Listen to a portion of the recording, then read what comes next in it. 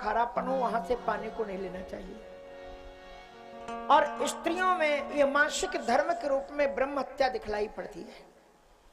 इसके बदले में इंद्र ने चारों चीजों को, चारों लोगों को एक एक वरदान भी दिया है कि तुमने हमारी ब्रह्म हत्या से मुझे हल्का कर दिया और आपने अपने ऊपर ले लिया। पृथ्वी को यह वरदान दिया कि तुम्हारा गड्ढा अपने आप ही भर जाएगा। पृथ्वी में कितना भी बड़ा गड्ढा हो और काला प्रभाव से अपने आप भर जाता है। वृक्षों को यह वरदान दिया कि तुम्हारे कटे हुए डालें पुनः हरी भरी हो जाएंगी। और उन्होंने आगे चल करके जल को ये वरदान दिया कि जल कभी भी बासा नहीं होता है, बहता पानी निर्मला, तुम कभी बासे नहीं होगे। और माताओं को ये वरदान दिया कि आगे चल करके कलयुग में तुम्हारे अंतःकरण में भक्ति पुरुषों से 10 गुना अधिक आकर के उत्पन्न होगी। ऐसा माताओं को उन्होंने आशीर्वाद दिया, वरदान दिया।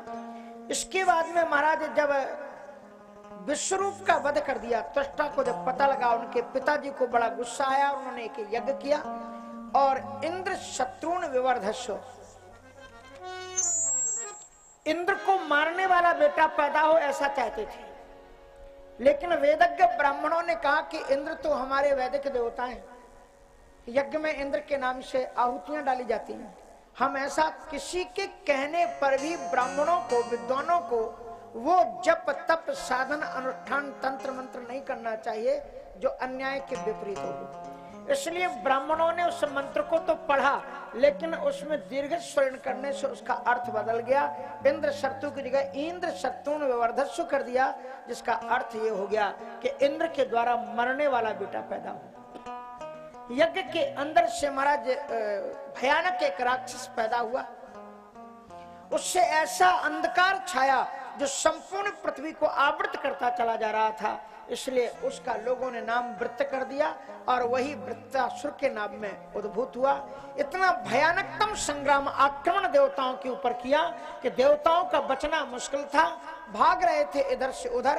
भगवान ने उन्हें परामर्श दिया, महर्षि दधीचि के पास जाओ, अगर वे आपको अपनी हड्डियां दे दें तो निश्चित रूप से उससे बनाए हुए वज्र से तुम इसे विजय प्राप्त कर सकते हो। इंद्र देवताओं को अश्विनी कुमारों को लेकर के गए, क्योंकि अश्विनी कुमार वैद्य धनवंतरी के पुत्र हैं और वो उनके द्वारा ब्रह्म विद्या लेना चाहते थे महर्षि दधीचि से। और दधीचि के पास में जब वो ब्रह्म विद्या लेने के लिए गए तो पीछे से इंद्र आए।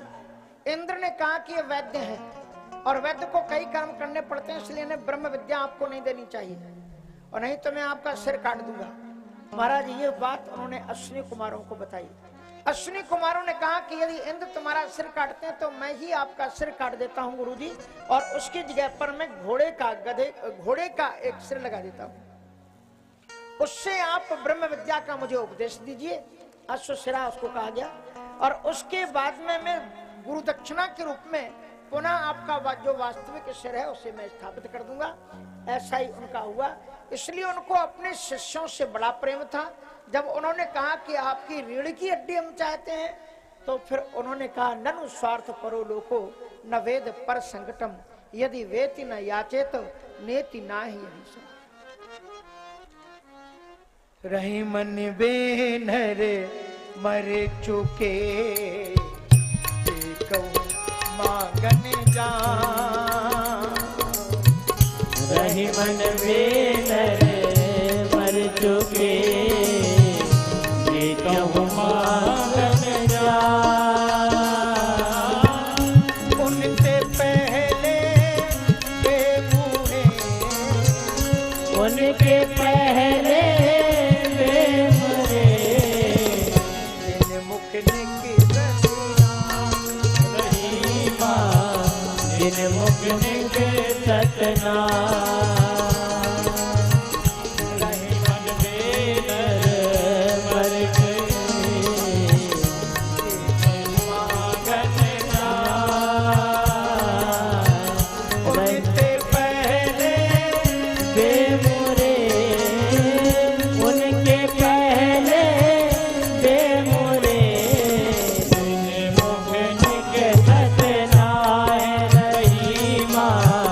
जिन मुख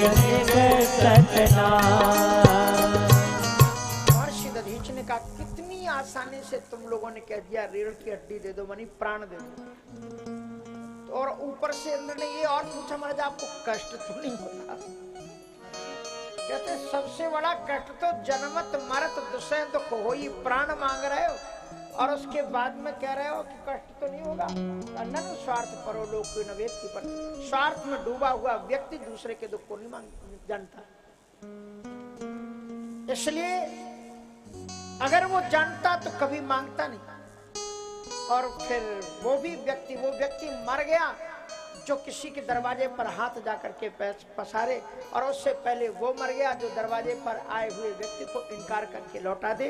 इसलिए उन्होंने कहा धर्मम वा श्रोतु कामेनो यूयम में प्रत्युदाहृता ए सब प्रियमात्मानम तजंतम संत जाम्यहम। मैं इस शरीर का त्याग करके, और फिर उन्होंने रीढ़ की हड्डी दी, उससे वज्र बना। भीषणतम संग्राम हुआ रणभूमि में महाराज। उसके बाद इंद्र बड़े बलवान हो गए, उनके पास में अब संत की शक्ति, परमात्मा की कृपा दोनों चीजें थी। और जहां पर गोविंद हो, जहां पर धर्म हो, विजय उसकी निश्चित रूप से होती है। सारे दैत्य तितर बितर होकर के भाग रहे थे, और उसी समय राजा बलि ने उनको ललकारा, कहां भाग करके जा रहे हो? मृत्यु जयो जयो मृत्यु देही नाम। ये तो स्वाभाविक है कि जय और पराजय होती है, लेकिन उससे पुरुषार्थशील लोग भागते नहीं। डट कर के मुकाबला करो। फिर भी जब दैत्य भाग रहे थे तो इंद्र के सामने आ गया हुआ है, और इंद्र के सामने आकर के उसने एक जो ही सामने ललकारा इंद्र को, इंद्र ने कुपित होकर के वज्र उठा करके मारा वृत्तासुर के लिए।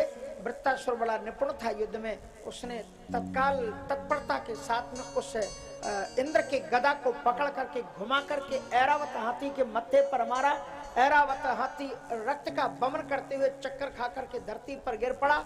उसके बावजूद भी इंद्र निहत्थे हो गए थे, उनके पास में कुछ था नहीं। और उसके बाद में वृत्तासुर ने कहा सुन इंद्र, मैं अधर्मी नहीं हूँ, राक्षस जरूर हूँ, लेकिन मैं धर्म युद्ध करता हूँ। इस समय तेरे पास में कुछ है नहीं, उतर नीचे और तू उस वज्र को उठा, जिस वज्र को एक संत की कृपा से मिला है। मैं जानता हूँ जय तेरी ही होगी, इस बात को मैं अच्छी तरह से जानता हूँ कि तेरी ही जय होगी। लेकिन तुझे ये लगता है कि मेरा सब कुछ छीन करके भगवान तुम्हें दे देंगे तो तुम्हारी ऊपर कृपा है, लेकिन इंद्र मुझे इसमें उल्टा दिखलाई पड़ता है। जब सब कुछ लेकर के भगवान मेरा तुम्हें दे देंगे, और जब प्राणी के पास में कुछ नहीं बचता है तो क्या बचता है? जयता दशेषा, अशेष परमात्मा रहता है। मेरा सब कुछ तुमसे लेकर के केवल ईश्वर मेरे पास में रहेगा, ये सौभाग्य का विषय है। तम रघुपति निज दास कर हरहि मान हित लाग, तुलसीदास ऐसे प्रवहि कस न भजहु ब्रह्म। इंद्र महाराज नीचे उतरा, और उतरने के बाद में वज्र को उठाने के लिए जब तक गया, इस बीच में उसने निश्चित समझ लिया कि मेरी मृत्यु अब अपरिहार्य है। और इसलिए रणभूमि में खड़े होकर के वृत्तासुर ने बड़े प्रेम से 4 श्लोकों में भगवान की स्तुति की है। ये चारों श्लोक भक्ति के गीत। अहम हरे तब पादैको, अहम हरे तब पादैको मूलो, दासानुदातो पवितात्मो, दासानुदासो भगतासि भूया। मनाः पतेर्गुणास्ति, मनस्मरेता सुपते गुणास्ति। गृणीति वा कर्म करोतु का, गृणीति वा कर्म करोतु काया। अहम हरे तव पादैकमूलो,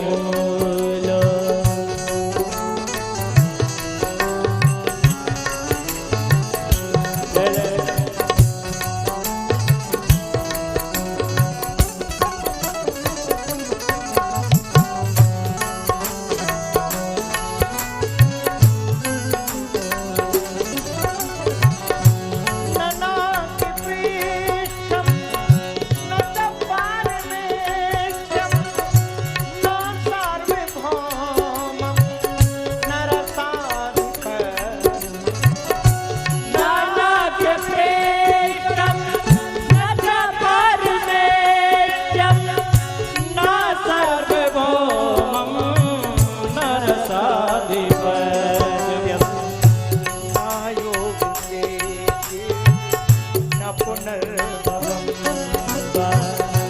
ना योग से न पुनर्भवम् समञ्जसत्वा विरहयता समञ्जसत्वा विरहयकान्ते अहं हरे तव पादैकमूलो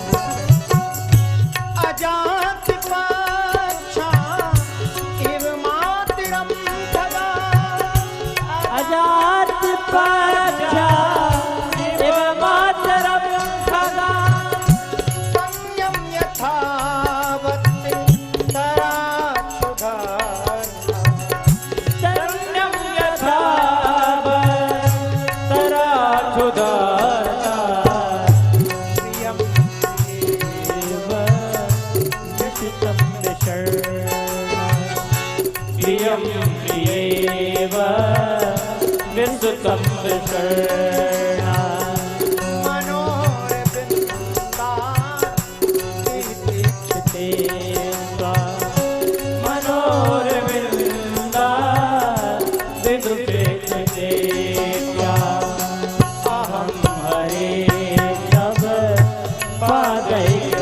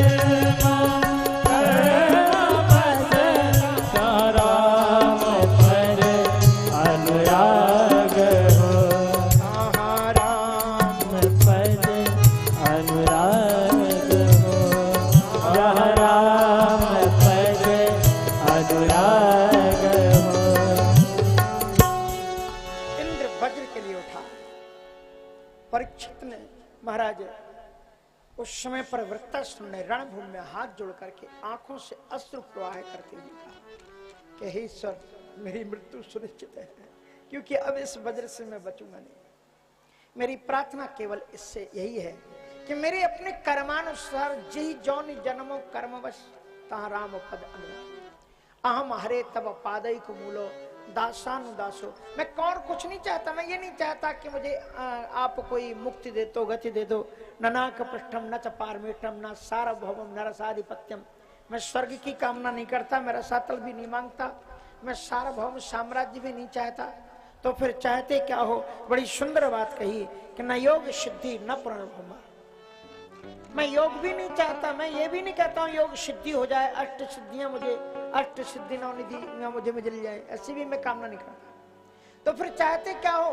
कि मैं केवल इतना चाहता हूं कि मैं किसी जौन में जन्मूं, किसी भी रूप में रहूं, किसी भी योनि में मैं पैदा हो जाऊं, समंज सत्ता मेरा है आकांक्षे, मेरे जीवन में है ईश्वर आपसे मिलन की तड़प, आपका वियोग मेरे जीवन में बना रहे। हमारी सारी जिंदगी निकल गई, क्या परमात्मा का वियोग पैदा हो पाता है? वियोग पूछना है तो गोपियों से पूछो। गोपियां कहते हैं त्रुटि युगायते, हे गोविंद आपसे बिछड़े हुए एक त्रुटि युग के समान लगती है। वियोग पूछना है तो अर्जुन से पूछो। अर्जुन कहता है कि यस्य क्षण वियोग ने लोको ह्यप्य दर्शन, ये है वियोग। और हमारी सारी जिंदगी कट गई और हम कभी भगवान के लिए आंसू आते हैं क्या? इसलिए हमें वियोग नहीं आता, क्योंकि हमने परमात्मा के संयोग का अनुभव नहीं किया। एक बार यदि परमात्मा का संयोग हो जाए, फिर वो जब आपसे बिछड़ेगा तब आपको उसका वियोग आपको सताएगा। बड़ी सुंदर प्रार्थना की है। मना स्मरे तासु गुणास्ते, मना स्मरे तासु पतेर गुणास्ते, गृणीत वा कर्म करो तो काया। मैं शरीर से काम करता रहूं, निठल्ले होकर के ना बैठूं। भक्त बनने का मतलब, साधु बनने का मतलब ये नहीं है कि बस आसन लगा करके बैठे रहो कि हम तो भजन कर रहे हैं। किसी ने कहा महाराज थोड़ा सा काम, हम तो भजन कर रहे हैं, आसन कर रहे हैं। तो बोले देखो जितने भी संत थे वो काम करते थे इस शरीर को। इसलिए मना स्मरेतासु, मन से स्मरण करूं, शरीर से काम करूं और वाणी के द्वारा निरंतर आपका नाम जिह्वा पर चलता रहे। और वो कहते हैं ऐसा ही प्रेम आप में हो, अजात पक्षा एवं मातरम खगा। जैसे अभी घोंसलों में देखा हो तो चिड़ियों के सद्याजात जो बच्चे होते हैं, अजात पक्ष, जिनके पंखे नहीं पैदा हुए, नए बच्चे, और उनके माता पिता जब दाना चुगने के लिए चले जाते हैं उनको लेने के लिए, तो बार बार उस घोंसले से मुंह निकाल करके देखते हैं कि मेरी माँ इधर से आ रही है कि उधर से आ रही है। उसी तरह से ये जो शरीर है ना अपना, ये शरीर क्या है? एक पिंजड़ा है। ये शरीर एक घोंसला है जिसमें हमारी आत्मा बैठी है।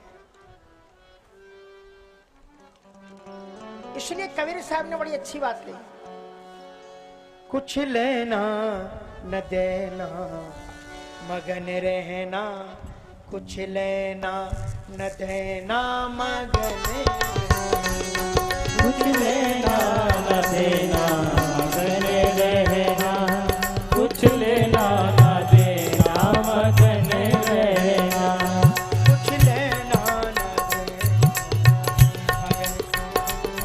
कुछ लेना न देना मगन रहना, कुछ लेना न देना मगन रहना, कुछ लेना न देना मगन रहना, कुछ लेना न देना मगन रहना, कुछ लेना न देना मगन रहना, पंच तत्व का बना पिंजरा, पंच तत्व का बना पिंजरा, पंच तत्व का बना पिंजरा, पंच तत्व का बना पिंजरा, जाम बसी मेरी मैना, जाम बसी मेरी मैना, कुछ लेना न देना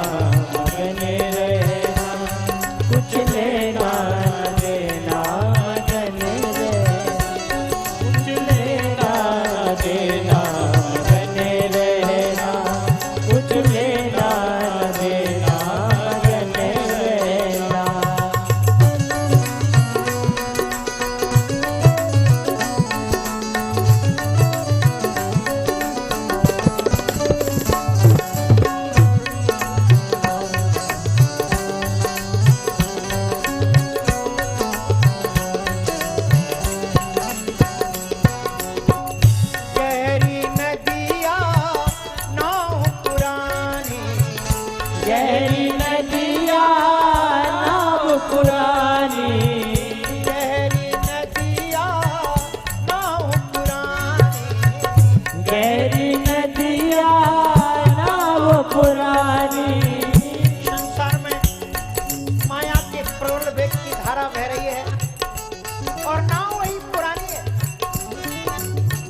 सदगुरु वैद्य वचन विश्वासा,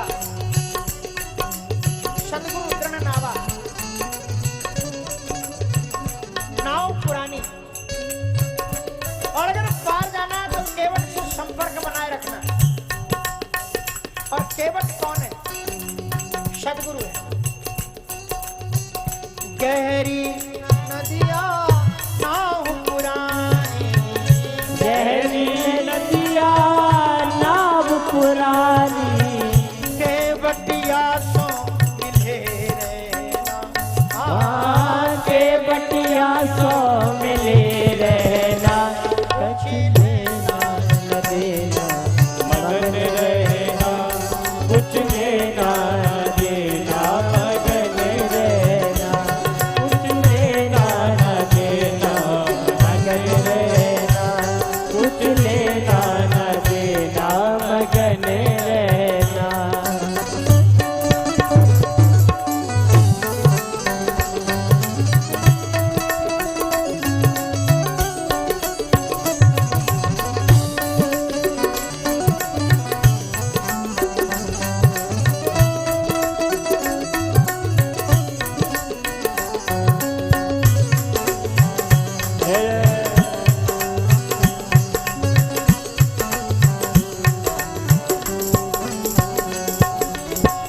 कहत कबीर सुनो भाई साधो, कहत कबीर सुनो भाई साधो।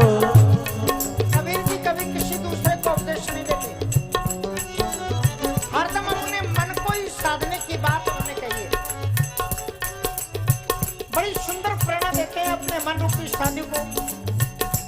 किस भावर सागर से तरना है तो एक ही साधन है, क्या है?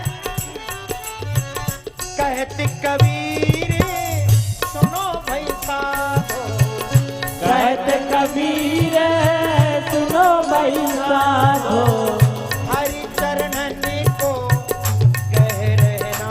हरि चरणन को कह रहना, कुछ लेना न देना मगन रहना, कुछ लेना न देना मगन रहना, कुछ लेना न देना मगन रहना, कुछ लेना न देना मगन रहना। भक्ति के चार भाव हैं। इस श्लोक में चारों भावों को स्थापित किया है। ये वात्सल्य भाव है, और कहते हैं कि अजात पक्षा एवं मातरम खगाश तन्यम यथा वत्स तरह क्षुधार्था। जिस प्रकार से गायें जब चढ़ने के लिए चली जाती हैं तो क्षुधार्त शिशु जो बछड़ा है माँ की प्रतीक्षा करता है, उसी तरह से हे गोविंद, मैं किसी भी जौन में किसी भी शरीर में पैदा हो जाऊं, आत्मा की लगन केवल आपको प्राप्त करने के लिए इन इंद्रियों के झरोकों से बाहर झांक झांक करके बस केवल आपकी ही प्रतीक्षा किया करे। और प्रियम प्रियो विषतम विषण्णा, जैसे परितोषिता पत्नी, प्राचीन काल में जब पति लोग बिजनेस या अन्य काम से बहुत दूर तक चले जाते थे और उनके पास में मोबाइल फोन भी नहीं होता था, पत्रों के इतने साधन भी नहीं होते थे, तो उसे पता ही नहीं होता था कि मेरा पति कब कहाँ है, कैसे आएगा, कब आएगा, क्या हुआ। तो वो बहुत बेचैन रहती थी, तो बार बार सगुनियों से जाकर के सगुन निकलवाती थी कि मेरे पति ठीक तो है ना, कब आ रहे हैं। छत पर टहल टहल करके देखती थी, अब मेरे पति आ रहे होंगे। किसी को भी देखती सोचती मेरे प्रियतम ही आ रहे हैं। उसी तरह से मैं हर एक में आपकी दृष्टि में आपके ही आगमन की प्रतीक्षा करती रहूं। जैसे जो आत्मा परितोषता पत्नी अपने पति के वियोग में व्याकुल रहती है, उसी तरह से कांता भाव है। क्योंकि कबीर साहब जी कहते हैं कि आए मोरे राजा राम भरतार, और विस्तम विषण्णा मनोर बिंदाक्ष दिदृक्षते तो हम मन रूपी आंखों से आपको देखने के लिए ही तड़पते रहे। और बड़ी सुंदर उत्तम कामना की है अंतिम श्लोक में, ध्यान रखना। वो कहते हैं कि ममोत्तम श्लोक जनेषु सख्यम, मैं दुनिया के सामान्य सांसारिक विषय वासनाओं में डूबे हुए लोगों से प्रेम और मोहब्बत ना करूं। हर किसी को ना कह दूं अरे तुम तो एक सज्जन मुझे मिले कथा में, तो उनके साथ में कोई महिला थी, तो महाराज जी ये है और यही मुझे प्राणों से ज्यादा प्रिय है। तो उनके कहने से ये लगा कि शायद पिछली बार जब आए होंगे तो कोई और रही होंगी। तो कहा पिछली बार? बोले नहीं वो नहीं, अब यही है और ये मुझे प्राणों से ज्यादा प्रिय है। तो हमने कहा ऐसी आपने उनसे भी कहा होगा। और मनुष्य का ये स्वभाव होता है, जिससे भी प्रेम करेगा तो सबसे पहले प्रेम का इजहार करने के लिए यही, आप तो हमें प्राणों से भी ज्यादा प्रिय लगते हैं। ये तो भला कहो कि प्राण नाराज नहीं होते, नहीं कहे कि यही ज्यादा प्रिय लगते तो इन्हीं को रखो, हम जा रहे हैं। तो कहने का मतलब ये होता है, तो इसलिए दुनिया के लोगों से मेरा प्रेम ना हो। ममोत्तम श्लोक जनेषु शक्यम, उत्तम श्लोक परमात्मा का नाम है। और उनके जो जन है संत, जो परमात्मा से जुड़े हुए हैं, ममोत्तम श्लोक जनेषु शक्यम। इसलिए मेरा अगर प्रेम हो तो हे गोविंद, आपके जो भक्त हैं, आपके चरणों में जो साधु, जो ब्राह्मण, जो भगवत कथा वाचक जन लगे हुए हैं, उन्हीं के चरणों में हमारा प्रेम हो, उन्हीं से हमारा उन्हीं से मेरी सख्यता हो, मैत्री हो। ममोत्तम श्लोक जनेषु सख्यम संसार चक्रे भ्रमतस्व कर्म भी। अपने कर्मानुसार संसार चक्र में परिभ्रमण करते हुए सांसारिक लोगों से मैं स्नेह बंधन ना जोड़ूं। और एक कृपा करिएगा कि तन मायात्मात मददार गेहेशु, आपकी माया या माया के ही विकृत स्वरूप में है आत्मज मनी, बच्चे, पत्नी और परिवार। गेहेशु सक्तस्ना नाथ भूयात, इनमें मेरी मन की आत्मा की आसक्ति रंच मात्र भी ना हो, केवल आपके चरणों में। बड़ी सुंदर उन्होंने प्रार्थना की है। परीक्षित ने प्रश्न किया है, रजस्तमा स्वभावस्य ब्रह्मण वृत्तस्य पापमना, रजोगुणी या तमोगुणी होना चाहिए। ऐसा ध्यान तो बड़े बड़े महात्मा लोग भी अंतिम समय में नहीं कर पाते। उसने ऐसा क्यों किया? तो पूर्व जन्म का संस्कार। क्योंकि पूर्व जन्म में ये चित्रकेतु नाम का एक राजा था, आसीद राजा सार्वभौमा सूरसेने सुबैनपो चित्रकेतु ऋतिख्यातो यशासीत कामधुन वही। उससे कोई संतान नहीं थी और महाराज अंगिरा और नारद ऋषि की कृपा से उसे संतान हुई। पर सौतेली माताओं ने उसे दूध में जहर मिला करके मार डाला। और जब वो पुत्र राजा और रानी दोनों तड़प रहे थे तो महात्मा उनको सांत्वना देने के लिए आए। कहा कि ना जायते मृत्यते व कदाचन नायम भूता भवता, किसके लिए तुम सोच करते हो राजन। फिर भी जब वो बहुत बिलख रहे थे, उनकी संवेदना को देखते हुए अंगिरा और नारद ऋषि ने आत्मा को बुला दिया। और फिर उस आत्मा ने, जो पुत्र की आत्मा थी, उसने थोड़े क्षितिज पर अटक करके राजन से एक प्रश्न किया, कोयम स्यात् तव राजेंद्र भवानी यमन सोचसी तम चास्य कतमः सृष्टौ पुरे दानी मतः परम। हमारा और तुम्हारा क्या संबंध?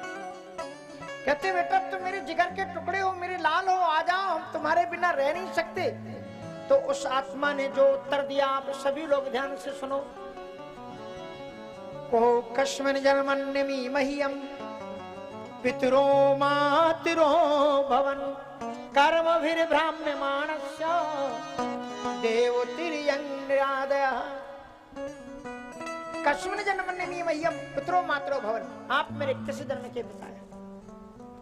न जाने कितने बार मैं आपका पिता बना हूं, न जाने कितने बार आप मेरे पिता बने हैं। कर्म फिर ब्राह्म मानस्य देव त्रियंग योनिषु, इस नर योनि में न जाने कितने योनि में भटकता हुआ प्राणी कर्म के कारण भटक रहा है। इसमें कोई किसी का है से नहीं, ये सब नाटक है। उसके बाद में नारद जी ने शेष तोषणी विद्या का ज्ञान उसे दिया, जिसके प्रभाव से पहले शेषनांग का दर्शन हुआ और शेषनांग भगवान की कृपा से भगवान नारायण का दर्शन मिला। भगवान नारायण ने कृपा करके उसे दिव्य विमान दिया। और विमान तो उन लोगों के लिए होता है जिनके जीवन में अभिमान ना हो, लेकिन वह अभिमान में मदमस्त होकर के कैलाश के ऊपर से जा निकला, मर्यादा को भूल गया। और कैलाश पर एक तो उल्लंघित क्षेत्र है, कैलाश के ऊपर से कोई भी देवता अपने विमान को नहीं चलाता, अपने से बड़ों के ऊपर से लांग करके नहीं चलना चाहिए, चला जा रहा है। अब वहां पर उसने देखा कि भगवान शिव सप्त ऋषियों को उपदेश दे रहे हैं। भगवती निर्वत दिगंबर है, भगवान शिव दिगंबर माने दिशाएं ही जिनका अंबर है। ये तो मनुष्य की अवधारणा है निर्वस्त्र और नग्न आदि की, नहीं तो अन्यथा कितने पशु हैं जो निर्वस्त्र ही रहते हैं, फिर भी हमें उनमें सौंदर्य दिखलाई पड़ता है, वासना उनमें पैदा नहीं होती, क्योंकि मनुष्य अपने मन की अवधारणा के कारण ही विषयग्रस्त होता है। और इस प्रकार से महाराज उन्होंने भगवान शिव निर्वस्त्र थे, अपनी गोद में अंक में भगवती पार्वती को बैठाए हुए सप्त ऋषियों को ज्ञान दे रहे थे, और वो ठठा करके हंसा भगवान शंकर को उपदेश देते हुए देख करके कहा, देखो ऐसे लोक गुरु साक्षात धर्मम भक्ता शरीरिणाम, ये गुरु बन करके बैठा हुआ है और शरीरधारियों को उपदेश दे रहा है। आस्ते मुख्या सभायां वही मिथुनी भूय भार्या, किस प्रकार से अपनी पत्नी को आलिंगनीकृत करके बैठा हुआ है। ऐसे तो सामान्य संसार के लोग भी नहीं बैठते, जैसे ये इतनी बड़ी बड़ी जटाएं रखा करके अपनी गोद में पत्नी को बैठा करके बिना वस्त्र के और उपदेश दे रहे हैं। जब उन्होंने ये बात कही, इस बात को भगवती शंकर जी तो बहुत उदार देवता हैं, दानी को त्रिभुवन सब नहीं, कुछ नहीं बोले, पर पार्वती जी से बर्दाश्त नहीं हुआ। पार्वती जी ने कहा, अयम किम अधुना लोके शास्ता दंडधर प्रभु अस्मद् विधानां दुष्टानां निर्लज्जानां च विप्रकृत। शंकर जी की ओर देख करके भगवती पार्वती जी ने भ्रुकुटी टेढ़ी की और कहा, क्या ये अब हमारा अनुशासन करेगा, ये हमें बताएगा कि हमें कैसे रहना चाहिए, कैसे नहीं रहना चाहिए। ऐसे बिगड़े हुए लोगों को अगर दंडित नहीं किया गया तो ये और भ्रष्टता फैलाएंगे, क्योंकि जो नहीं दंड करो कल तो, जो नहीं दंड करो कल तो भ्रष्ट हो ऐसो मार्ग मोरा, भ्रष्ट हो ऐसो मार्ग मोरा। यदि इसे दंडित न किया जाए सुतियों का मार्ग भ्रष्ट होगा। इसलिए देवी ने तत्काल उनको श्राप दे दिया, अतः पापी यसीम योनिम आश्रीम याहि दुर्मते यथे भूयो महताम न करता पुत्र खिल विषम। तुम निष्पास पुण्य श्लोकों में रहने के पात्र नहीं हो, इसलिए जहां ऐसी वासना से भरे हुए लोग रहते हैं तुम उसी लोक में जाओ। श्राप मिलते ही भगवती के चरणों में गिर करके उसने दया की भीख मांगी, कहा, माँ आपने बहुत अच्छा किया जो आपने श्राप दिया, सचमुच में हम इतने अपराधी हैं क्योंकि हम अपने बड़े को नहीं पहचान पाए, अच्छा किया आपने। प्रतिगृह्णामि ते शापम आत्मलोंजनि नाम्बिके यथे देवर मर्त्याय यत्रोक्तम पूर्वदृष्टम हि दैवतस्। इसलिए दैवर मर्त्याय यत् प्रोक्तम पूर्वदृष्टम हि तत्, जो भाग्य में लिखा हुआ देव द्वारा उसे कोई टाल नहीं सकता। मैं आपके श्राप को स्वीकार करता हूं। भगवती को दया आ गई जब उसने अपराध को कबूल किया, कहा, जाओ तुम राक्षस योनि में पैदा होने के बाद में भी ये जो संतों के संस्कार और भक्ति मिली है इसे तुम भूलोगे नहीं। उसी संस्कार के कारण वृत्तासुर ने इतनी सुंदर प्रार्थना की है।